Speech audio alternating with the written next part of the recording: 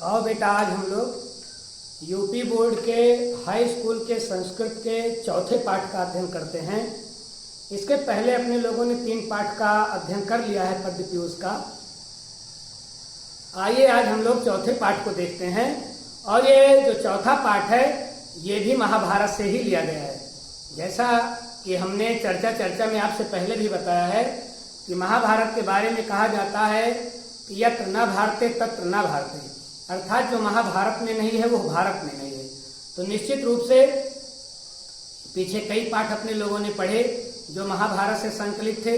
ये पाठ भी महाभारत से संकलित है और आगे के भी कुछ पाठ महाभारत से संकलित किए गए हैं। तो जीवन का हर क्षेत्र महाभारत में परिलक्षित होता है। ये जो चौथा पाठ अपने लोगों को पढ़ना है इसका शीर्षक है शांति सौख्यम। शांति सौख्यम का मतलब होता है, शांति का मतलब होता है समा और सौख्यम का मतलब होता है सुख, अर्थात क्षमा में सुख, सहनशीलता में सुख। देखिए, आपको कोई गाली दे, एक गाली देता है, आप 10 गाली दे करके उसके ऊपर वीरता दिखाते हैं। कुछ लोग कहते हैं ये वीरता है। आपको किसी ने चोट पहुंचा दी, आप कई गुना चोट पहुंचा करके अपनी वीरता प्रदर्शित करते हैं। लेकिन हमारे शास्त्र कहते हैं कि ये असली वीरता नहीं है। असली वीरता तो ये है कि आपके प्रति कोई अपमान करे और आप उसको क्षमा कर दें, क्योंकि क्षमा करने में और भी हृदय की श्रेष्ठता का दर्शन होता है और बहादुरी का दर्शन होता है। बदला तो कोई भी ले सकता है लेकिन क्षमा हर कोई नहीं कर सकता। क्षमा तो वही कर सकता है जिसके अंदर साहस होगा। तो क्षमा अत्यंत साहस का मामला है और बदला ले लेना ये तो एक सामान्य व्यक्ति की बात है, लेकिन क्षमा जो है ये महान व्यक्तियों का मामला है। इन्हीं सब बिंदुओं को उजागर करता हुआ ये पाठ है। आइए एक एक श्लोक पढ़ें। अगर इस पाठ का कोई भी श्लोक आ जाता है तो आप संदर्भ में क्या लिखेंगे कि प्रस्तुत श्लोक। अगर इस पाठ का शांति सौख्यम का कोई श्लोक आता है तो आप संदर्भ में क्या लिखेंगे, प्रस्तुत श्लोक। हमारी पाठ्य पुस्तक संस्कृत पद्य पीयूषम के शांति सौख्यम नामक पाठ से अवतरित है। ये श्लोक वेदव्यासकृत महाभारत से संकलित किए गए हैं। तो ये हो गया इसका संदर्भ और प्रसंग। जैसा कि मैं बार बार आपको बताता रहता हूं, प्रसंग हर श्लोक का अलग अलग होगा, उसकी हम चर्चा करते रहेंगे। अर्थ या व्याख्या जैसा वो पूछ रहा है उसकी भी हम लोग चर्चा करने चल रहे हैं। आइए पहला श्लोक देखें और ध्यान रखें कि ये श्लोक सरसैया पर लेटे हुए भीष्म पितामह के द्वारा युधिष्ठिर को दिए गए उपदेश से संकलित है।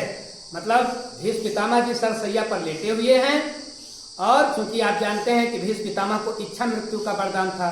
जब तक उनकी इच्छा न होती तब तक वो मर नहीं सकते थे। तो वो किसका इंतजार कर रहे थे कि सूर्य दक्षिणायन से उत्तरायण में आए तब मैं अपना देह त्याग करूं। तो एक दिन जब युधिष्ठिर जो है भीष्म पितामह के पास जाते हैं और उनसे कुछ जानने की इच्छा रखते हैं तो भीष्म पितामह जी युधिष्ठिर को क्षमा का सुख बताते हैं। युधिष्ठिर क्षमा कर देने में कितना बड़ा सुख है और क्षमा कर देना कितनी बड़ी वीरता है। तो आइए एक एक श्लोक देखें। पहला श्लोक क्या कहता है कवि, यो दुर्लभ तरम प्राप्य मानुषम द्विषते नरः धर्म अवमंता कामात्मा भवेत सह खलु वंचते। वेदव्यास जी क्या कहते हैं कि यो दुर्लभ तरम, यो जो दुर्लभ तरम, दुर्लभ नहीं दुर्लभ से और दुर्लभ, जो अत्यंत दुर्लभ, यो दुर्लभ तरम, जो अत्यंत दुर्लभ, जो दुर्लभ तरम, दुर्लभ से दुर्लभ अर्थात अत्यंत दुर्लभ, जो अत्यंत दुर्लभ प्राप्त करके मानुषम मनुष्य का शरीर। जो व्यक्ति इस दुर्लभ से दुर्लभ अर्थात अत्यंत दुर्लभ मनुष्य के शरीर को प्राप्त करके, ये मनुष्य का शरीर बड़ा दुर्लभ है। हमारे शास्त्र कहते हैं कि देवता भी याचना करते हैं कि हम मनुष्य बन जाएं। क्यों?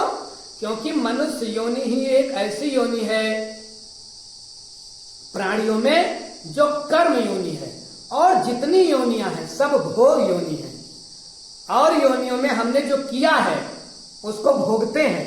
और मनुष्य योनि कैसी योनि है, इसमें हम कर सकते हैं, मतलब अन्य योनियों को हम सुधार सकते हैं।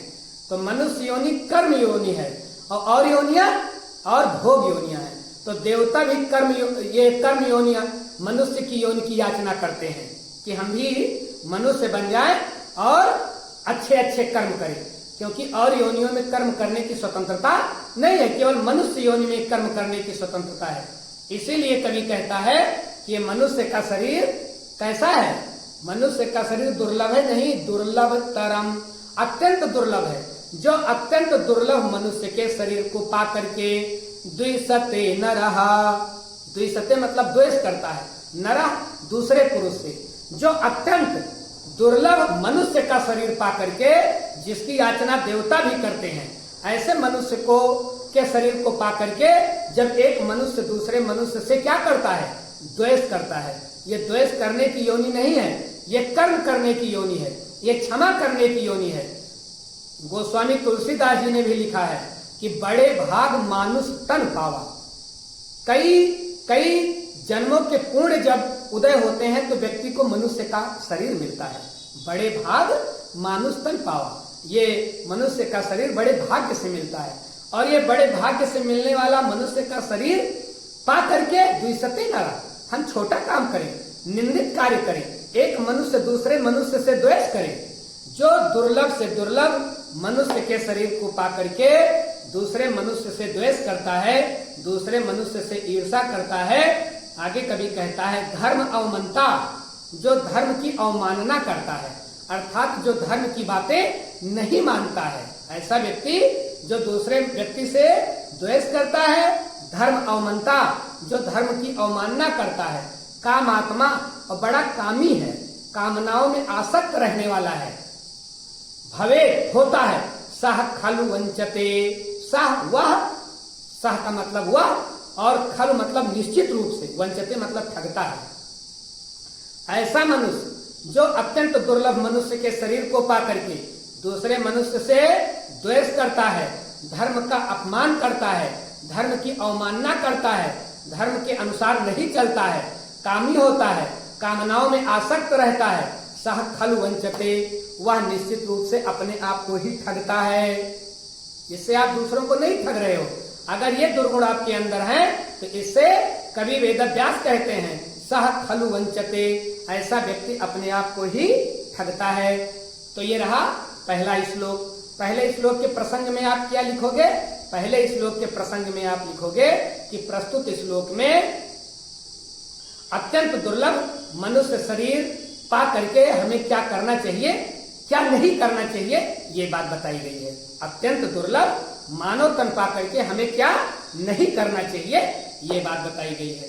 आगे देखें दूसरा श्लोक। दूसरे श्लोक में कवि क्या कहता है, सांत्वना अन्न प्रदानेन प्रियवादेन च अप्युत सम दुख सुखो भूत्वा सह परत्र महीयते। क्या ऊंची बात करता है कवि, सांत्वना अन्न प्रदानेन। कवि कहता है सांत्वना, जो व्यक्ति दूसरे व्यक्ति को सांत्वना देता है, अर्थात किसी के दुख में पहुंच करके उसके दुख को दूर करने वाली बात करता है, जो सांत्वना दे करके अन्न प्रदानेन, और अन्न प्रदान करके, अगर कोई भूखा व्यक्ति है तो उसको अन्न दे करके, सांत्वना दे करके, और प्रियवादेन च अप्यतु, और प्रिय बाणी बोल करके। देखिए, एक मनुष्य को चाहिए कि कोई व्यक्ति अगर भूखा है तो उसको भोजन कराएं। अन्न दान भी कोई दान है, अन्न दान के बराबर कोई दान है ही नहीं इस धरती पर। तो इसी बात को कवि कहता है कि जो व्यक्ति दूसरे व्यक्ति को सांत्वना देता है, सांत्वना और अन्न प्रदानेन, और अन्न दे करके संतुष्ट करता है, मतलब भोजन करा करके संतुष्ट करता है, और क्या करता है, प्रियवादेन। और ये नहीं कि आपने किसी को भोजन करा दिया तो आप गर्व में फूले फूले फिरे ना, प्रियवादेन, बल्कि आप उसके प्रति क्या करें, प्रिय बाणी बोले। तो प्रिय बाणी बोल करके, अन्न प्रदान करके, जो और सांत्वना दे करके जो व्यक्ति किसी को संतुष्ट करता है, समः दुःखः सुखो भूत्वा, और इसी प्रकार से चा अप्युत और भी चा अपि और भी सम दुख सुखो भूत्वा, सम मतलब बराबर, दुख सुख दोनों को बराबर करके, भूत्वा हो करके, जो व्यक्ति सांत्वना देता है औरों को, अन्न दे करके, प्रिय वाणी बोल करके लोगों को संतुष्ट करता है, और भी सुख और दुख में समान रहता है, समः दुख सुखो भूत्वा, सुख और दुख में समान होकर के रहता है, सह वह परत्र का आशय होता है बेटा परलोक, और महीयते का आशय होता है बेटा प्रतिष्ठा प्राप्त करता है। तो ऐसा व्यक्ति जो दूसरे व्यक्ति को सांत्वना देता है, प्रिय वाणी में बोलता है, अन्न प्रदान करता है मतलब भोजन कराता है, प्रिय वाणी बोलता है, सुख दुख में समान रहता है, उसके लिए सुख और दुख बस चलने वाली हवाएं हैं, न वो सुख में हर्षित होता है न दुख में वो बहुत परेशान होता है। ऐसा व्यक्ति क्या होता है? परत्र। ऐसा व्यक्ति इस लोक में तो सुख पाएगा ही, परत्र महीयते, परलोक में भी वो प्रतिष्ठा प्राप्त करता है, मतलब मरने के बाद भी परलोक में वो प्रतिष्ठा प्राप्त करता है। ये रहा बेटा दूसरा श्लोक। अब दूसरे श्लोक के प्रसंग में आप क्या लिखेंगे कि प्रस्तुत श्लोक में किसी व्यक्ति को क्या करना चाहिए ये बात बताई गई है। किसी व्यक्ति को क्या बात करना चाहिए, क्या काम करना चाहिए ये बात बताई गई है, या प्रस्तुत श्लोक में यह बताया गया है कि कैसे व्यक्ति परलोक में भी सुख प्राप्त कर सकता है। तो ये हो गया इसका प्रसंग। जरा तीसरा श्लोक देखें हम लोग, क्या कहता है कवि? आक्रुष्यमानो न अक्रुष्यमानेन मन्नेरुं तितिच्छितः, आक्रोष्टहारं निर्दहति सुकृतं चाति तिच्छितः। आगे वेदव्यास जी क्या कहते हैं? आक्रुष्यमानो न आक्रुष्यमानम, आक्रुष्यमानो मतलब गाली देता हुआ। अगर कोई व्यक्ति किसी को गाली दे रहा है तो ना आक्रुष्यमानम, तो आपको गाली नहीं देना चाहिए। जो अच्छा व्यक्ति है, जो क्षमाशील व्यक्ति है, उस व्यक्ति को कभी भी गाली देते हुए व्यक्ति से गाली देते हुए बात नहीं करना चाहिए। अगर आपसे कोई दुर्वचन बोल रहा है तो ऐसे व्यक्ति के प्रति दुर्वचन बोल करके बात नहीं करनी चाहिए। आक्रुष्यमानो न अक्रुष्यमानम, गाली देते हुए व्यक्ति से गाली देते हुए बात नहीं करना चाहिए। मन्युरणम तितिच्छिता, तितिच्छिता का आशय होता है बेटा क्षमाशील व्यक्ति। तो क्षमाशील व्यक्ति को कभी भी गाली देते हुए व्यक्ति से गाली में बात नहीं करनी चाहिए। और मन्युर एनम, मन्यु का आशय होता है बेटा क्रोध, और एनम इसके किसके क्रोध? आक्रोष्टहारम। दूसरी लाइन देखें, ये जो क्रोध है किसका क्रोध? आक्रोष्टहारम। ये गाली देता हुआ जो व्यक्ति है, क्रोध करेगा तभी तो गाली देगा।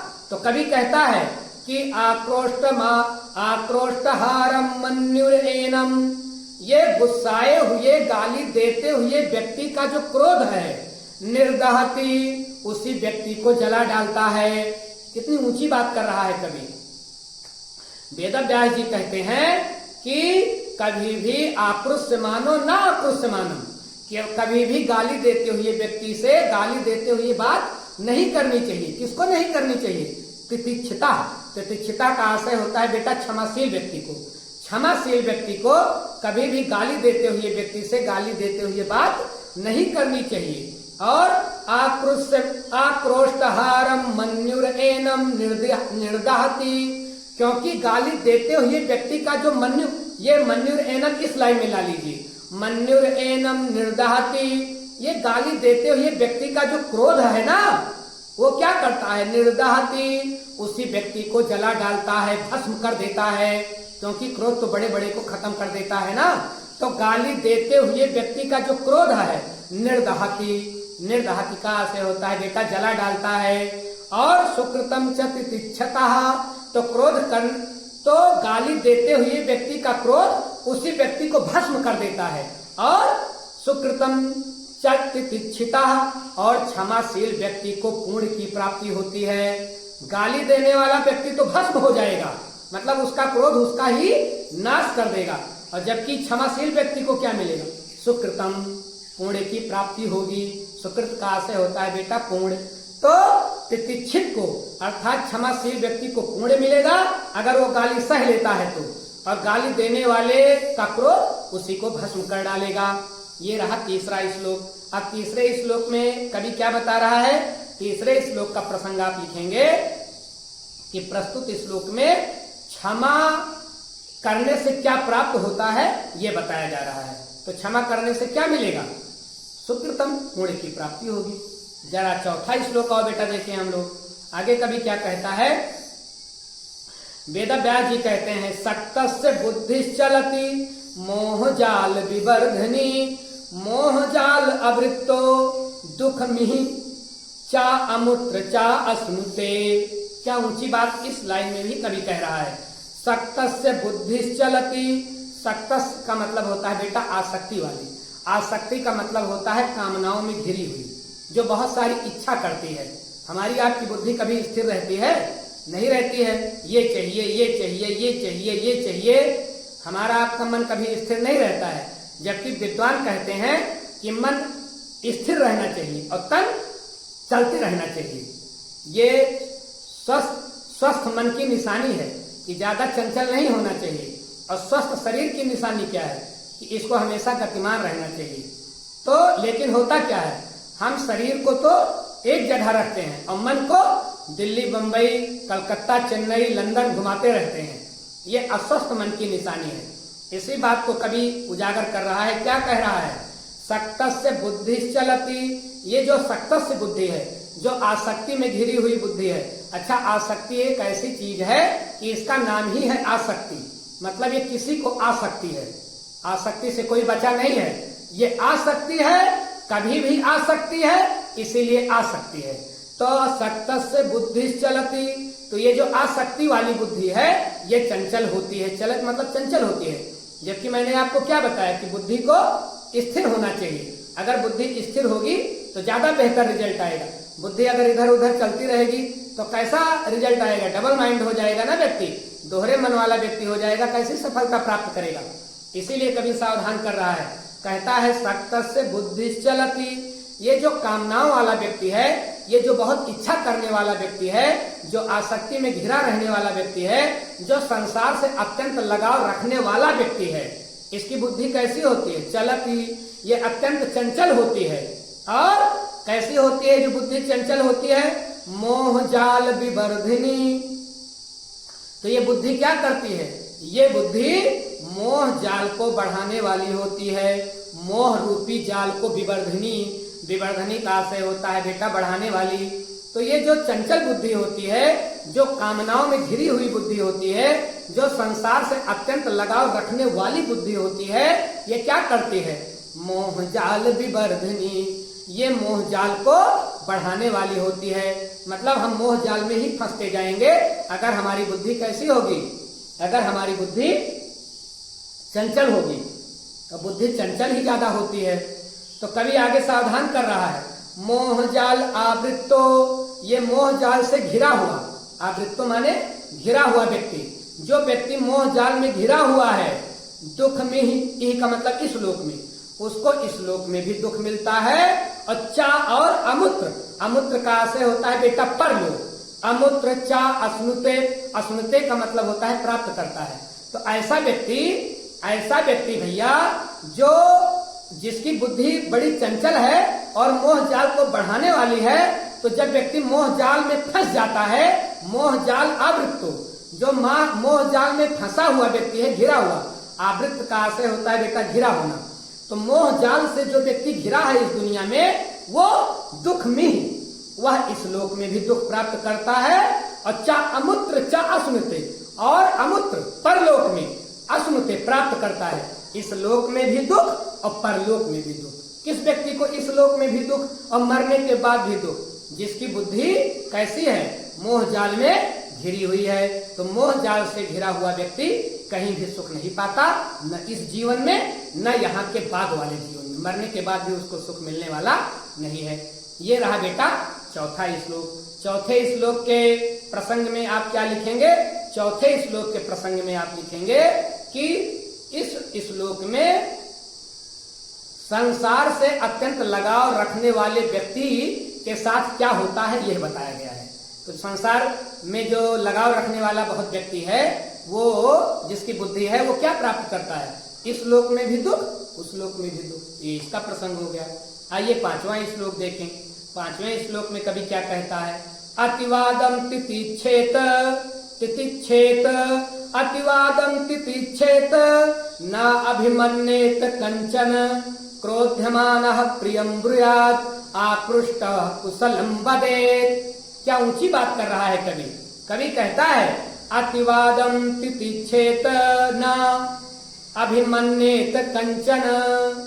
कवि कहता है, वेदव्यास जी कहते हैं, भीष्म पितामह युधिष्ठिर से कहते हैं कि अतिवादम तितिच्छेत न, ये जो तितिक्ष है, जो तितिक्षत है, मतलब जो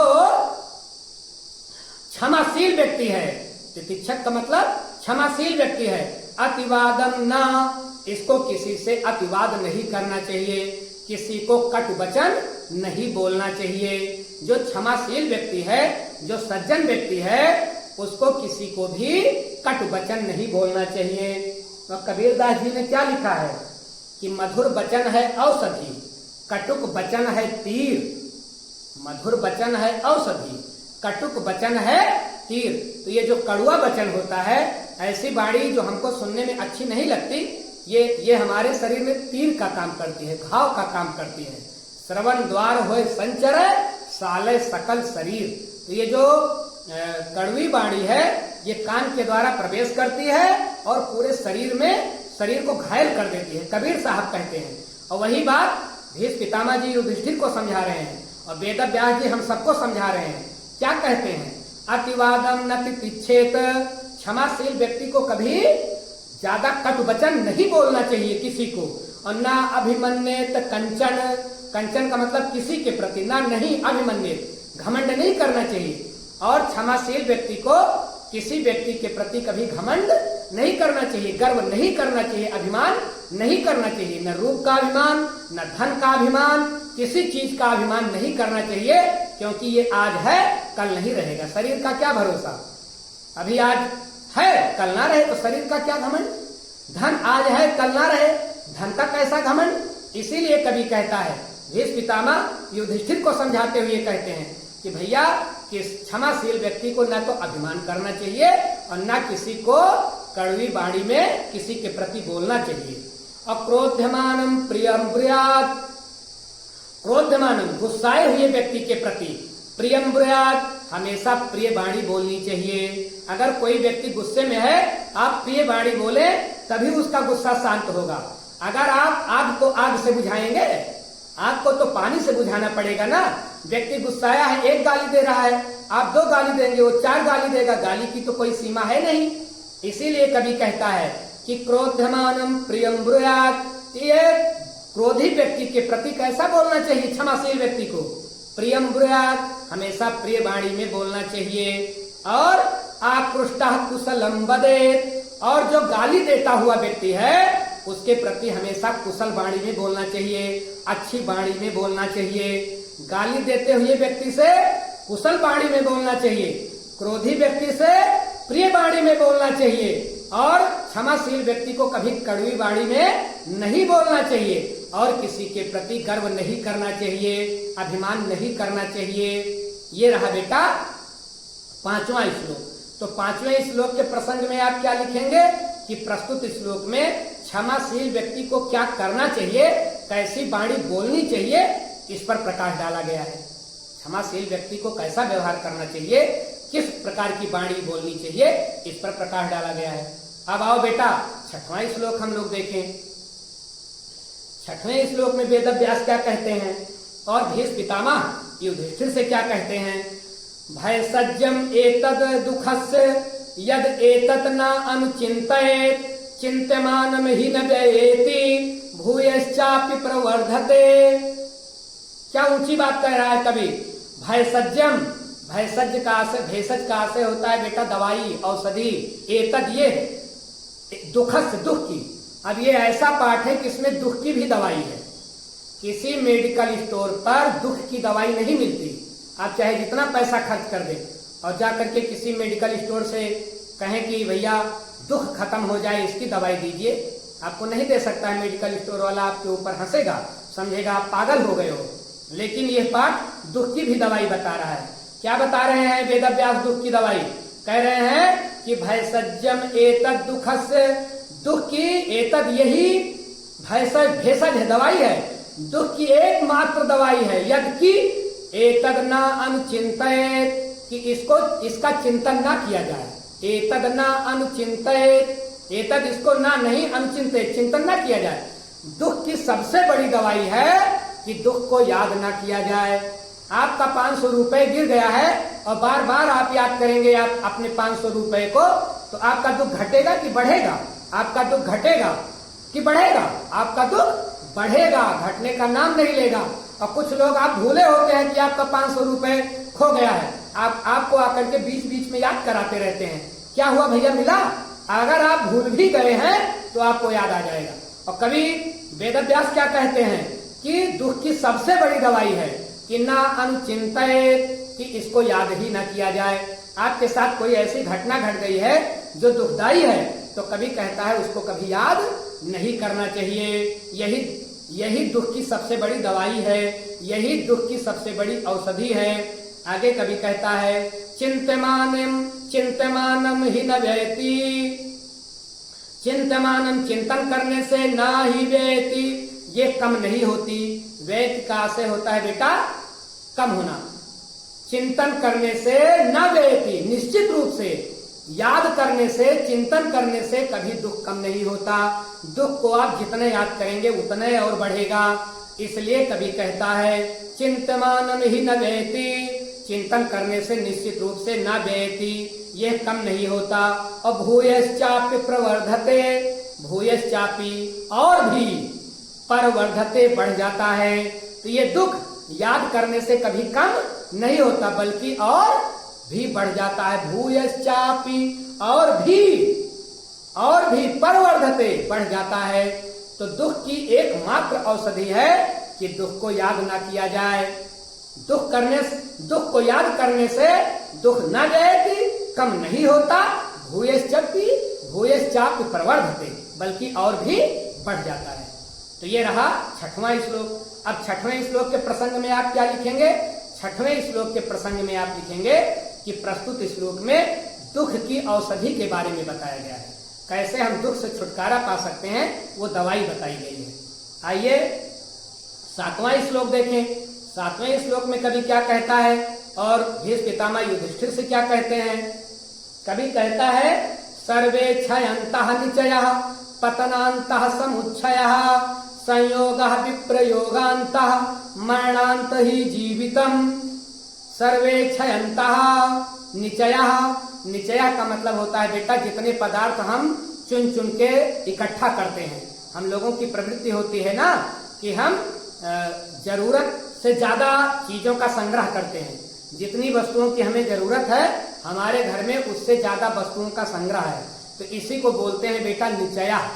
तो कभी कहता है निचयः सर्वे क्षयन्तः, ये जितनी संग्रह की गई चीजें हैं, निचयः मतलब इकट्ठा की गई वस्तुएं, ये जितनी इकट्ठा की गई वस्तुएं हैं सर्वे सभी क्षय अंतः, अंत में सब नष्ट हो जाएंगी। क्षय का आशय होता है बेटा नष्ट हो जाना, और अंतः मतलब अंत में, अंत में सारी चीजें नष्ट हो जाएंगी। और पतनन्तः समुच्छयः, और आगे कभी कहता है समुच्छयः का मतलब ऊंचाई, जो जितना ऊंचा है, पतन अंतः, अंत में क्या होगा? अंत में पतन हो जाएगा। पतन का मतलब खत्म हो जाएगा। ये जितनी ऊंची ऊंची चीजें दिख रही हैं, एक दिन तो ऐसा आएगा ही कि ये सभी चीजें नष्ट हो जाएंगी। पतन अंतः समुच्छयः, जो ऊंची ऊंची बिल्डिंगें दिखाई पड़ रही हैं, एक दिन तो जमींदोज हो ही जाएंगी, एक दिन तो ये जमीन में समा ही जाएंगी। इसी बात को चेता रहा है, चेतावनी दे रहा है कवि कि जितनी भी ऊंची चीजें हैं आज नहीं कल ये धरती में आकर मिलेंगे, इनका पतन हो जाएगा, अंत में इनका पतन हो जाएगा। और सर्वे क्षयन्तः निचयः, और जितनी वस्तुओं को हम चुन चुन करके इकट्ठा कर रहे हैं ना, एक दिन ऐसा आएगा ये सब नष्ट हो जाएंगी। हरा सो झरा, जो बरा सो घुटाना, किसी कवि ने कहा है। आम में फल लगता है, एक दिन झड़ जाता है। आग लगती है, बुझ जाती है। हरा सो झरा जो बरा सो बुताना। तो ध्यान रखिएगा कि जितने जो है संग्रह किए गए सामान हैं ये अंत में नष्ट हो जाएंगे, और जितने जो ऊंचा है अंत में उसको पतन में जाना ही है। और संयोगः विप्रयोगान्तः, संयोग मतलब मिलन, विप्रयोगान्तः अंत में सब वियोग होगा।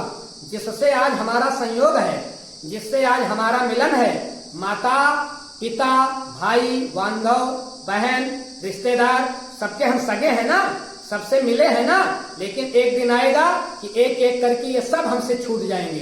तो आज जिनसे हमारा मिलन है अंत में क्या होगा, वियोग होगा। एक दिन तो ऐसा आएगा ही कि इन सबसे हमें दूर होना पड़ेगा, चाहे वो हमसे दूर हो जाए चाहे हम उनसे दूर हो जाएं, ऐसा दिन तो आएगा ही। सर्वे संयोगः विप्रयोगान्तः, सभी लोग एक दिन जो मिले हैं अंत में वियोग हो जाएगा। जिनसे आज मिलन है कल उनसे वियोग हो जाएगा। और आगे कवि क्या ऊंची बात कहता है, मरणांत ही जीवितम, जीवित व्यक्ति का अंत ही मृत्यु में होना है। मरण मतलब मृत्यु, अंत मतलब अंत, और जीवितम मतलब जीवित। जो व्यक्ति जीवित है उसका अंत कैसे होना है, मरण में होना है। तो जो जीवित है एक दिन ऐसा आएगा कि वो मर जाएंगे। तो अब इससे बड़ा सत्य और क्या हो सकता है। जब जीवित व्यक्ति मर जाएगा तो ये सामान, ये ऊंचाई, ये मिलन, ये तो चला ही जाना है। जब व्यक्ति ही नहीं रहेगा तो व्यक्ति के सामान, व्यक्ति के रिश्ते कहाँ टिकने वाले हैं। कितनी ऊंची बात कभी कह रहा है कि मरणांत ही जीवितम। ये सूक्ति बहुत आती है, सूक्तियों की चर्चा हम लोग बाद में करेंगे। मरणांत ही जीवितम, क्योंकि जीवन का अंत ही मृत्यु है, क्योंकि जीवन का अंत ही मृत्यु है। तो ये रहा बेटा 7वां श्लोक। 7वें श्लोक के प्रसंग में आप क्या लिखोगे, 7वें श्लोक के प्रसंग में आप लिखोगे कि इसमें संसार की सत्यता का वर्णन किया गया है कि संसार में सत्य क्या है, या इस श्लोक में यह बताया गया है कि जीवन का सार क्या है, जीवन का अंत किसमें होने वाला है। आगे आइए 8वां श्लोक देखें। 8वें श्लोक में वेदव्यास जी क्या कहते हैं और युधिष्ठिर को समझाते हुए भीष्म पितामह जी क्या कहते हैं, दमः क्षमः धृतिस्तेजः संतोषः सत्यवादिता ह्रीर हिंसा अव्यसनिता दाक्ष्यम चेति सुखावह। बहुत ऊंची बात इसमें भी कवि कर रहा है। क्या कह रहा है, दमः मतलब इंद्रियों का दमन, दमः इंद्रियों का दमन, हमारी इंद्रियां हमारे नियंत्रण में रहे, इसी को दम बोलते हैं। तो इंद्रियों का नियंत्रण क्षमा, और क्षमा करना धृति मतलब धैर्य धारण करना, तेजा तेज धारण करना, संतोषा जो मिल जाए उसी में संतुष्ट रहना, सत्यवादिता और सत्य बोलना, ये गुण है, ध्यान रखेंगे। इंद्रियों को दमन करना, क्षमा करना, धैर्य धारण करना, तेज धारण करना, जो मिल जाए उसी में संतुष्ट रहना और सत्य बोलना। ह्री मतलब लज्जा करना, अहिंसा लज्जा भी करनी चाहिए, लज्जा अच्छी चीज है, लज्जा कोई बुरी चीज नहीं है। लज्जा करेंगे तो हम कई बुरी बातों से बच जाएंगे। अब आपको किसी किसी काम में लज्जा आनी चाहिए, लज्जा आएगी आप बुराइयों से बच जाओगे। तो लज्जा भी व्यक्ति के पास होनी चाहिए, लज्जा, अहिंसा, और व्यक्ति को किसी को मन, वाणी और कर्म से पीड़ा नहीं पहुंचाना चाहिए, यही अहिंसा है। अव्यसनिता और बुरे व्यसन में नहीं फंसना चाहिए। दाक्षम और कुशल होना चाहिए। इतने गुण बताए जा रहे हैं व्यक्ति के। अगर किसी व्यक्ति में इंद्रिय को नियंत्रण में रखने की क्षमता है, क्षमाशीलता है, धैर्य धारण करता है, तेजस्वी है, संतोषी है, सत्य बोलता है, लज्जाशील है, अहिंसा किसी को मन, वाणी और कर्म से पीड़ा नहीं पहुंचाता अर्थात अहिंसावादी है, अव्यसनिता उसके अंदर कोई दुर्गुण नहीं है, दाक्षम और वो दक्ष है, कुशल है। तो चा इति सुखावह, कवि कहता है यही चा इति, यही सुखावह सुख आने के रास्ते हैं। अर्थात अगर अपने जीवन में आप सुख चाहते हैं तो ये गुण हमको आपको जीवन में उतारने पड़ेंगे। कौन कौन से गुण? इंद्रियों को दमन करना सीखना चाहिए। इंद्रियां वो ना हमसे करवाएं जो इंद्रियां चाहती हैं, बल्कि हम इंद्रियों से वो करवाएं जो हम चाहते हैं। हम इंद्रियों के गुलाम ना बने, इंद्रियां हमारी गुलाम बने। ऐसा होगा तो सुखावह, हमारे जीवन में सुख आएगा। इंद्रियों का दमन, क्षमा, धैर्य, तेज, संतोष, सत्यवादिता, लज्जा, अहिंसा, बुरे व्यसनों से दूरी, दाक्षिण्य, कुशलता, चाकिक सुखावह, ये सुख आने के मार्ग हैं। इसी से हमको जीवन में सुख प्राप्त होंगे। तो 8वें श्लोक का प्रसंग आप क्या लिखेंगे? 8वें श्लोक में बताया गया है कि सुख आने के कौन कौन से मार्ग हैं, हमारे जीवन में सुख कैसे आएगा, ये बताया गया है। चलिए अब देखें 9वां श्लोक। 9वें श्लोक में कवि क्या कहता है? ये क्रोधम सन्निच्छन्ति क्रोधान संशमयन्ति च न कुप्यन्ति च भूतानाम दुर्गणयन्ति तरन्ति ते। क्या ऊंची बात लिख रहा है कवि। कवि कहता है ये जो क्रोधम सन्निच्छन्ति ये क्रोधम सन्निच्छन्ति, जो ये मतलब जो क्रोधम क्रोध को सन्निच्छन्ति अपने नियंत्रण में रखते हैं। अक्सर होता क्या है, अक्सर क्रोध हमको आपको अपने नियंत्रण में रखता है। जो चाहता है क्रोध हमसे करवा डालता है, बने संबंध को बिगड़वा देता है क्रोध। लेकिन कभी क्या कह रहा है, ये क्रोधम सन्निच्छन्ति, जो क्रोध को अपने काबू में रखते हैं, नियंत्रण में रखते हैं। देखिए क्रोध ये मनुष्य का स्वभाव है, ये जा नहीं सकता, लेकिन कभी कह रहा है क्रोध करें लेकिन क्रोध को नियंत्रण में रखें। इससे आप आगे आपका पथ प्रशस्त होगा। क्रोध को बिल्कुल खत्म नहीं किया जा सकता है, किसी का क्रोध समाप्त नहीं हो सकता, लेकिन क्रोध को काबू में रखना हम सीख सकते हैं। यही बात कवि कहता है कि जो क्रोध को नियंत्रण में रखते हैं और क्रोधान संशमयन्ति च, और गुस्साए हुए व्यक्ति को शांत करते हैं। संशमयन्ति का मतलब होता है बेटा शांत करना। जो क्रोध पर नियंत्रण रखते हैं और क्रोधी व्यक्ति को भी शांत करते हैं, गुस्साए हुए को भी शांत करते हैं और खुद क्रोध पर नियंत्रण करते हैं। न कुप्यन्ति च भूतानाम, नहीं कुप्यन्ति क्रोधित होते हैं, भूतानाम किसी प्राणी से। भूत का मतलब प्राणी, भूत का मतलब भूत प्रेत नहीं, प्राणी। जो किसी भी प्राणी से गुस्सा नहीं करते हैं। दुर्गणयन्ति तरन्ति ते, वो दुस्तर से दुस्तर स्थिति को भी पार कर जाते हैं। दुर्गणयन्ति तरन्ति ते मतलब कठिन, दुर्गणयन्ति मतलब कठिन से कठिन परिस्थिति में तरंत पार कर जाते हैं। ते वही लोग, ऐसे लोग जो न गुस्सा करते हैं और गुस्साए हुए व्यक्ति को शांत करते हैं, दुनिया में किसी प्राणी से गुस्सा नहीं करते, वो कठिन से कठिन परिस्थिति से भी उबर जाते हैं। अर्थात कठिन से कठिन परिस्थिति भी उनको डिगा नहीं सकती। ऐसे व्यक्ति हर परिस्थिति में अपने आप को सिद्ध करते हैं। तो बेटा ये रहा 9वां श्लोक। अब 9वें श्लोक के प्रसंग में क्या लिखेंगे? 9वें श्लोक के प्रसंग में आप लिखेंगे कि प्रस्तुत श्लोक में क्रोध न करने के लिए कहा गया है। प्रस्तुत श्लोक में क्रोध न करने की शिक्षा दी गई है। ये रहा बेटा 9वां श्लोक। आइए 10वां श्लोक देखें। 10वें श्लोक में कवि क्या कहता है? अभयम यस्य भूतेभ्यो भूतानाम अभयम यतः तस्य देहाद विमुक्तस्य भयम न अस्ति कुतश्चन। बड़ी ऊंची बात वेदव्यास कहते हैं।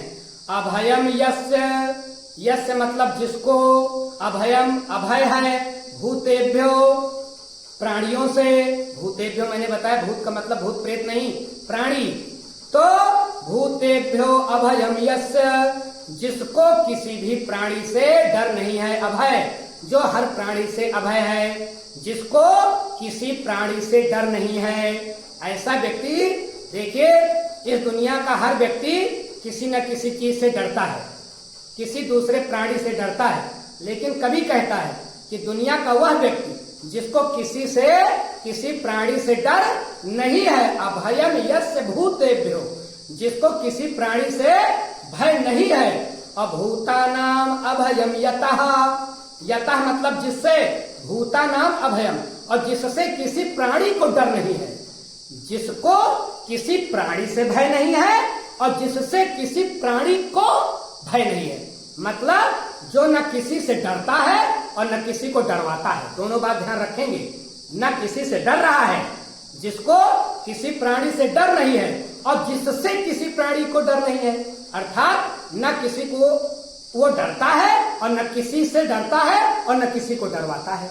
ऐसा व्यक्ति अभयम यस्य भूतेभ्यो, जिसको किसी प्राणी से अब डर नहीं है, अर्थात अभय है, जो सभी प्राणियों से अभय है। अभूतानाम अभयम यतः, जिससे सारे प्राणी अभय हैं, जिससे किसी प्राणी को डर नहीं है।